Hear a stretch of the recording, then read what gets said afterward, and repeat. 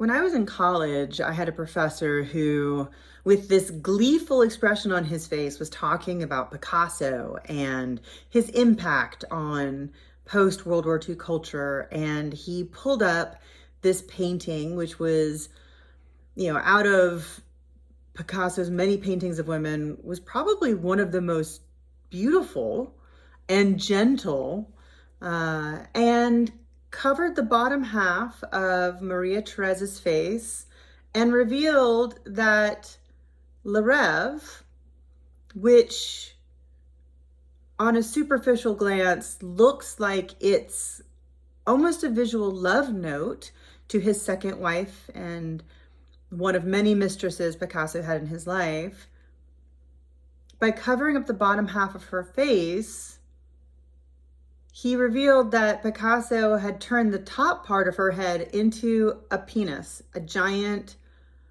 pink purpley penis. And that was the moment when I realized that artists like Picasso didn't need my attention anymore. That was where it crossed the line. And when people would say, hey, there's a great Picasso museum in Spain, let's go. Or, hey, there's a great exhibit of Picasso at this museum in Paris or down the street at the High or whatever, I would always say, no, thank you. And people would say, what do you mean? He's one of the world's greatest artists. And sure, I'm not going to shame you for liking Picasso. You are one of millions of people who love Picasso. However, for me, I can't separate the art from the artist. Here's a man who used women like toilet paper. Maria Therese was 17 when she met Picasso. He was 45 years old and already married. He was a gross pedophile. And when I look at his work, especially his work of women, I see his distaste for women. And that's not something that I can admire. Thinking about the arguments I had with people about Picasso and how I should separate the art from the artist reminds me of similar arguments I had with my family around 2016, when there was a certain person running for president who was bragging about how because he was wealthy, he could grab women by the pussy. And people said, oh, well, everyone in Washington is dirty. You can't expect our leaders to be moral people. And I would say, wow, look what happens when we don't. Your challenge this week is to identify where your moral center is. Where do you draw the line? Are there artists? Are there politicians? Are there writers or musicians or people who fail to meet your standard for what behavior you find acceptable?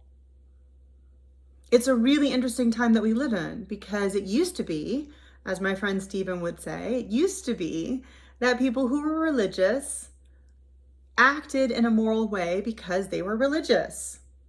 We now have this whole generation of people who believe that as long as they are religious, they can do whatever they want to because their religion makes them better somehow. And there's all sorts of atrocious behavior that they blink at because people are on their side of whatever their particular religious spectrum is. And I would argue, no matter what you believe, if you are not acting ethically, you're not a moral person. You can't claim that righteousness. We become what we admire. We tend to imitate the things that we like. So my argument would be, it does put you in a perilous position to separate the art from the artist and to blink at things that are morally objectionable to you because people admire this or because you make excuses. I would challenge you to find your moral center and to align your interests and where you pay your attention with that center. And that's your challenge.